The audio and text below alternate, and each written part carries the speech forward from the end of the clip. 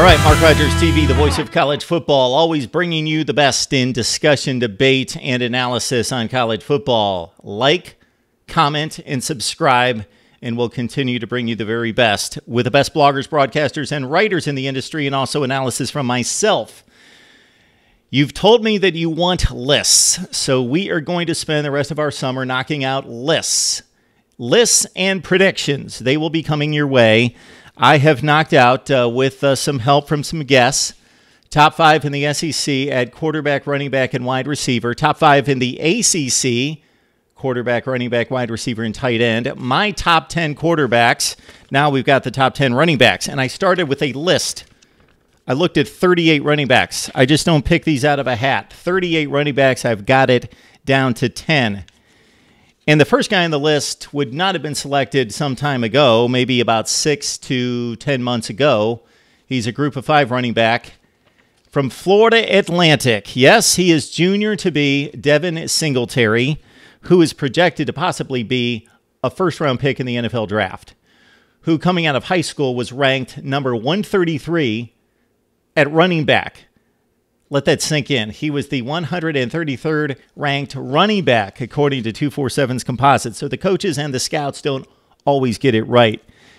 He rushed for 1,918 yards last year, 6.4 per clip, 32 touchdowns. So 32 touchdowns is only behind Barry Sanders and Monte Ball in the last 30 to 35 years. He did catch 19 passes as well for a touchdown.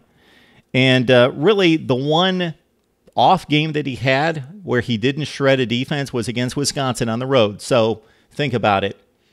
Offensive line play, defensive front 7 play for Wisconsin, 17 carries, 68 yards. Not an abysmal effort, still about 4 yards per rush, but bottled up against Wisconsin. That was his one down game, which leads us to game number 1 at Oklahoma. The Sooners not as equipped or technically sound on defense as Wisconsin, but it'll be interesting to see DEVIN Singletary with his Florida Atlantic team in Norman in week 1. He's a projected possible first-round pick, but we know how many guys are projected first-round picks.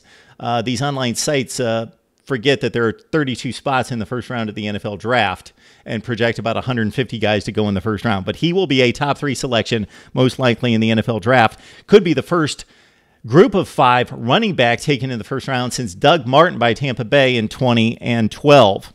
All right, at number 9, I've got a player who wasn't necessarily prolific, but he was on the other end of the spectrum coming out of high school. The number 1 rated running back prospect out of the prep ranks, Cam Akers, Florida State. Now, of course, he suddenly had the weight of the offense on his back to a certain extent because DeAndre Francois was knocked out against Alabama. Florida State's weakest positional unit in recent years has been the offensive line, and suddenly Cam Akers is playing with a freshman quarterback and doing his best. He ran for 1,025 yards, needed the bowl effort to get him over a grand, 5.3 per carry and 7 touchdowns. And again, that was compromised by the lack of a passing threat and the offensive line play that was marginal, not horrible, marginal. He had his breakout game against Miami, one of the best front 7s in college football, 121 yards in that game.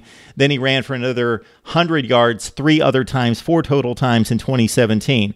He gets his first test against Virginia Tech. That Bud Foster defense at home, week 1, should be interesting. Cam Akers is going to have to stand up against a number of quality defenses this year. Miami, Clemson, Notre Dame, Florida, in addition to that Virginia Tech game. And so I'm not rating, again, the most prolific statistical years. I'm not projecting that, but I believe Cam Akers to be right now, right this second, starting week 1, the 9th best running back in college football.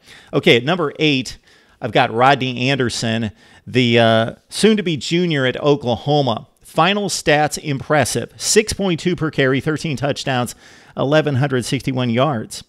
But consider, 12-game regular season. In the first 4 games, he only had 12 rushing attempts in the first 4 games. He was non-existent.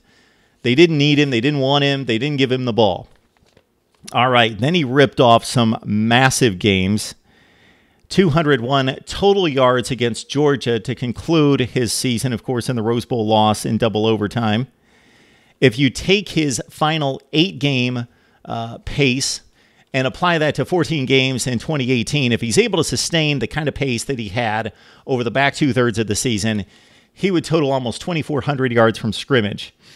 You've got also some factors into his projected stats this year in that Abdul Adams has transferred to Syracuse. You've got Trey Sermon, who's pretty much turned into more of a change of pace runner, scat back, a guy that does multiple things out of the backfield. Rodney Anderson, more or less, is becoming the featured back of this Oklahoma offense and certainly took hold there in 2017 down the stretch. Now, he does lose one of the best blocking backs in college football in Dimitri Flowers. That will hurt. He can also do damage in the passing game. He caught 17 and 5 touchdowns, but he also caught 5 against TCU, 139 yards and 2 touchdowns against the Horned Frogs, one of the best defenses in the Big 12. At number 8, Rodney Anderson, Oklahoma. All right, at number 7, the guy that turned out to be the rushing champion in the ACC, A.J. Dillon from Boston College. Okay, like Rodney Anderson, not given much of a chance early in the season, although he did touch the ball considerably more than Anderson. He did have 54 rushes in the first 4 games, so that's about 15 per game, a little bit less than that. His first 3 ACC games against quality competition, he only ran for 43, 57, and 35 yards, and then, bam, exploded against Louisville in what was an upset at the time. We didn't know at the time that Louisville and Boston College were pretty much the same equal teams there. 39 attempts. So they give this kid the ball 12 or 13 times a game, and then all of a sudden in week 5, 39 rushes against Louisville, 272 yards and 4 touchdowns, and then he just blasted his way from there. 149, 196, 200, 193, and 157 in his final game against Iowa in the Pinstripe Bowl.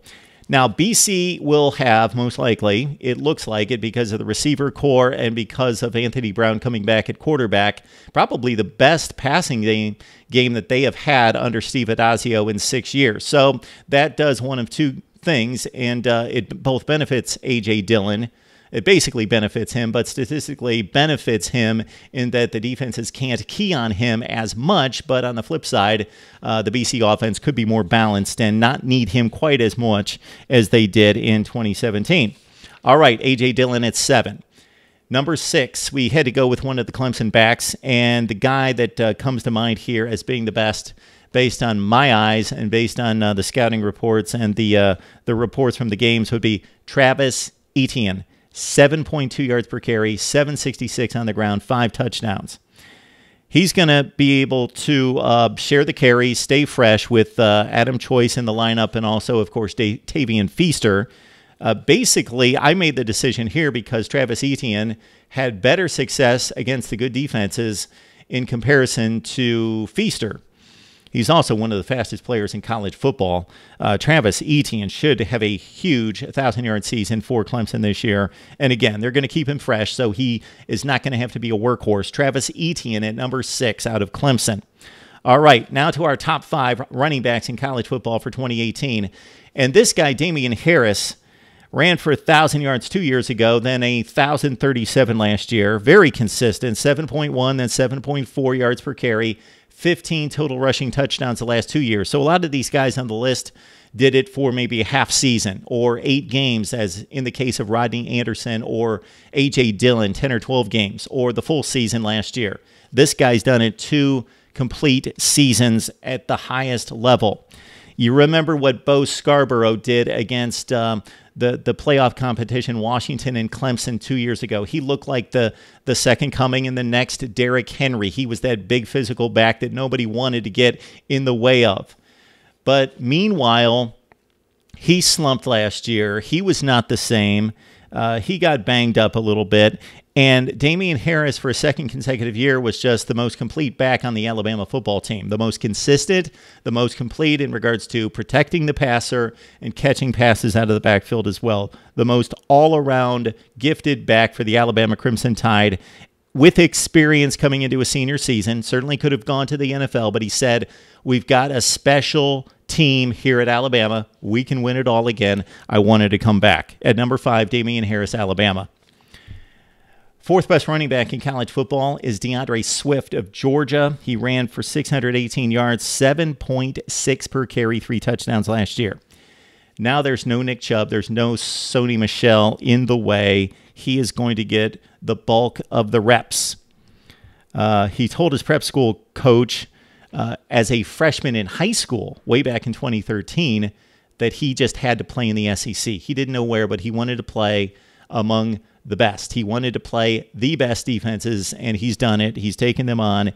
And despite not being the primary back or even the secondary back, being the number 3 guy behind Chubb and Michel, listen to these games against teams in the SEC.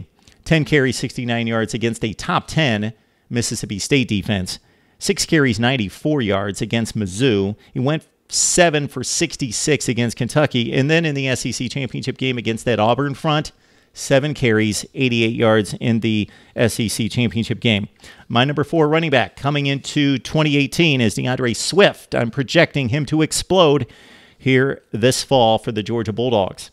All right, at number 3, this kid was the 24th rated running back. So much like, not to the extreme, but Devin Singletary, not being regarded as an elite back, he became an elite back in week 1 or week 2 of the 2017 season. And a Heisman candidate and probably the Heisman front runner for this fall, and that's Jonathan Taylor, Wisconsin.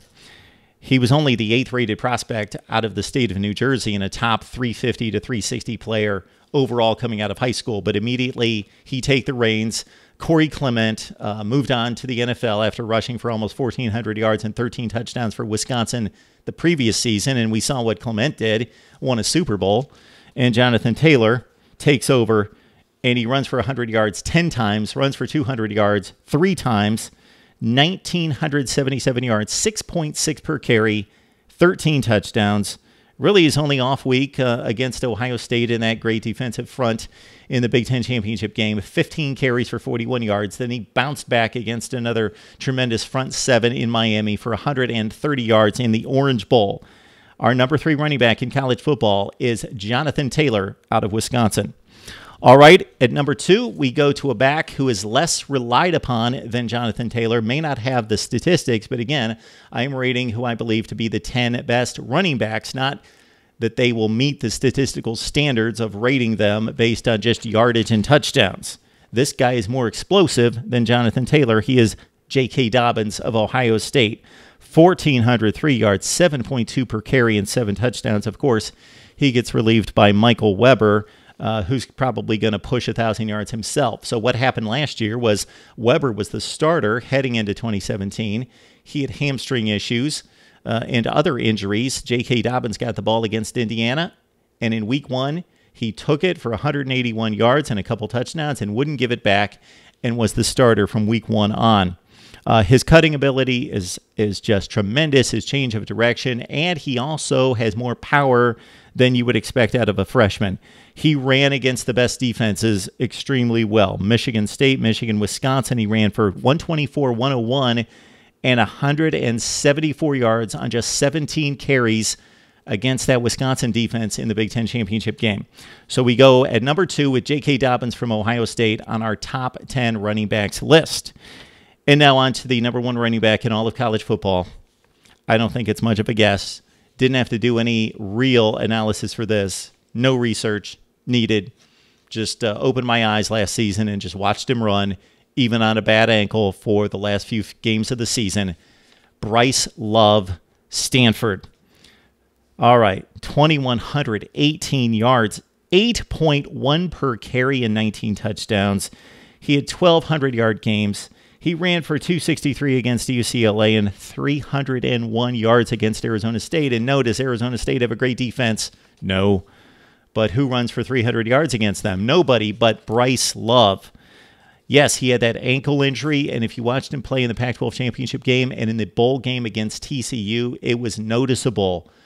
They continually had to take him out of the game and treat the ankle. Then they would throw him back in, then he would rip off a 50-yard run. It was amazing. In those 2 games against quality defenses, he ran for $125 against USC in the Pac-12 championship game. If he's not on the field, Stanford, they don't have a chance in that game. They barely lose to USC. And then he rips up the TCU defense for some long runs and a $145 total against TCU. He's the Heisman favorite. He's an exciting player to watch, one of the very best that we've seen in recent years. Bryce Love of Stanford is the #1 running back in college football. So again, Devin Singletary at 10 out of FAU. Cam Akers, Florida State at #9. Our #8 back is Oklahoma's Rodney Anderson. #7, A.J. Dillon out of Boston College. #6, Clemson's Travis Etienne. #5 back, Damien Harris, Alabama. #4, DeAndre Swift, Georgia. #3, Wisconsin's Jonathan Taylor. J.K. Dobbins at #2 out of The Ohio State University. And our #1 running back in all of college football, Bryce Love of Stanford. The lists are coming your way right here at Mark Rogers TV, the rankings as well as we look at the coaches, the schedules, and of course, we're going to predict the record and the final finish for every team in the Power 5 and beyond. Make your requests and your suggestions, and we will address those right here at Mark Rogers TV, the voice of college football.